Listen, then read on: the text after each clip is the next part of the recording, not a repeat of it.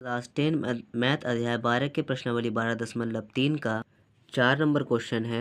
आकृति 12.22 यानी इस आकृति की बात हो रही है में छायांकित भाग का क्षेत्रफल ज्ञात कीजिए। छायांकित भाग का मतलब क्या हुआ?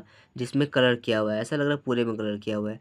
जहाँ भुजा 12 सेंटीमीटर वाला एक समबाहु त्रिभुज ओ ए बी यानी एक 12 सेंटीमीटर वो समबाहु त्रिभुज है। ठीक है, तो 12 सेंटीमीटर ये वाली भुजा, 12 सेंटीमीटर वाली ये वाली भुजा और 12 सेंटीमीटर वाली ये वाली भुजा, तीनों भुजा आपस में बराबर होगी। ठीक है, ओ केंद्र वाला मानकर 6 सेंटीमीटर त्रिज्या वाला एक वृत्त खींचिए।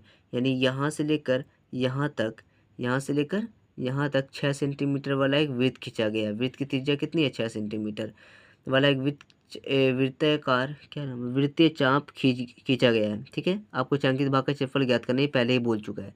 तो छायांकित भाग का क्षेत्रफल ज्ञात कैसे होगा? तो इसको पहले कॉपी में देखते हैं। पहली बात, हम फिगर को समझते हैं कि निकालने के लिए हमें क्या क्या आ रहा है।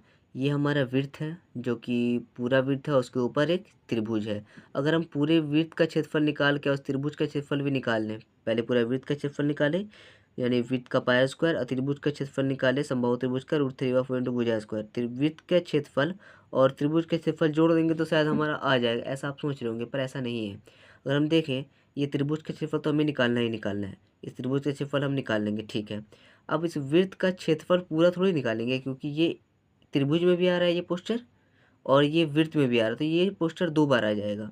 ठीक है, ये पोस्टर 2 बार आ जाएगा। ये क्या है? त्रिज्यखंड है। तो हम पहले क्या निकालेंगे? इस बड़े वाले वृत्त का, इस बड़े वाले वृत्त की त्रिज्याखंड यानी दीर्घ त्रिज्याखंड, ये वाला त्रिज्याखंड देखिए, ये वाला। ठीक है, ये पूरा जो हमारा पोस्टर आ रहा है ये हमारे क्या है? ये दीर्घ त्रिज्याखंड, इसका एंगल ये वाला है। ठीक है, ये दीर्घ त्रिज्याखंड है। किस तरह से दीर्घ त्रिज्याखंड निकालेंगे? पहला, पूरे वृत्त का क्षेत्रफल निकालेंगे, उसमें इस छोटे वाले अर्धवृत्त का क्षेत्रफल लघु वृत्त का क्षेत्रफल घटा देंगे, तो हमारे पास दीर्घ वृत्त खंड का क्षेत्रफल आ जाएगा, त्रिज्याखंड का क्षेत्रफल आ जाएगा। दीर्घ त्रिज्याखंड का क्षेत्रफल प्लस त्रिभुज का क्षेत्रफल दोनों मिलकर ये वाला पोस्टर बना देगा। ठीक है, तो पहले हम क्या करेंगे? त्रिज्या लिखेंगे। त्रिज्या है 6 सेंटीमीटर, थीटा हमारा 60 होगा। क्यों होगा? क्योंकि त्रिभुज बी ओ एक समबाहु त्रिभुज है। त्रिभुज बी ओ है यहाँ पर। ठीक है, बी ओ ए ये वाला क्या है? एक समबाहु त्रिभुज है। समबाहु त्रिभुज की प्रत्येक भुजा 60 डिग्री की होती है। तो प्रत्येक भुजा, सॉरी माफ करना, भुजा नहीं, एंगल, प्रत्येक कोण 60 डिग्री का होता है। भुजा हमारा कितना है? भुजा हमारा 12 है, यानी समबाहु त्रिभुज का भुजा 12 12 और 12 है, कोण हमारा 60 है। ठीक है, अब पहले क्या निकालेंगे? त्रिभुज का क्षेत्रफल निकाल लेते हैं। समबाहु त्रिभुज का एबीसीडी का क्षेत्रफल, समबाहु त्रिभुज एबीसीडी का क्षेत्रफल, त्रिभुज का क्षेत्रफल होता है समबाहु त्रिभुज का क्षेत्रफल √3/4 इंटू भुजा स्क्वायर। √3/4 वैसे ही उतर जाएगा।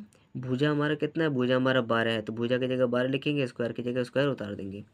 √3/4 वैसे उतारेंगे, 12 का स्क्वायर 12 इंटू 12 हो जाएगा। अब 4 से काटेंगे, 4 तिया 12, 12 तिया 36, √3 वैसे उतर जाएगा। ठीक है, अब हमें क्या निकालना है? इस त्रिभुज का क्षेत्रफल हो चुका है हमारा, अब हमें ये दीर्घ त्रिज्यखंड का क्षेत्रफल ज्ञात करना है। उसमें से क्या करेंगे? हम दीर्घ त्रिज्यखंड को यहाँ पर से जोड़ देंगे, तो ये हमारा हो जाएगा पूरा। तो अब लिखेंगे वृत्त के छायांकित भाग का क्षेत्रफल, डायरेक्ट लिखेंगे वृत्त के छायांकित भाग का क्षेत्रफल। इसके लिए क्या करेंगे? वृत्त का क्षेत्रफल, ठीक है, वृत्त के क्षेत्रफल में हम माइनस करेंगे त्रिज्यखंड का क्षेत्रफल। ठीक है, वृत्त के क्षेत्रफल में हम माइनस करेंगे त्रिज्यखंड का क्षेत्रफल। ठीक है, तो हमारा निकल के आ जाएगा।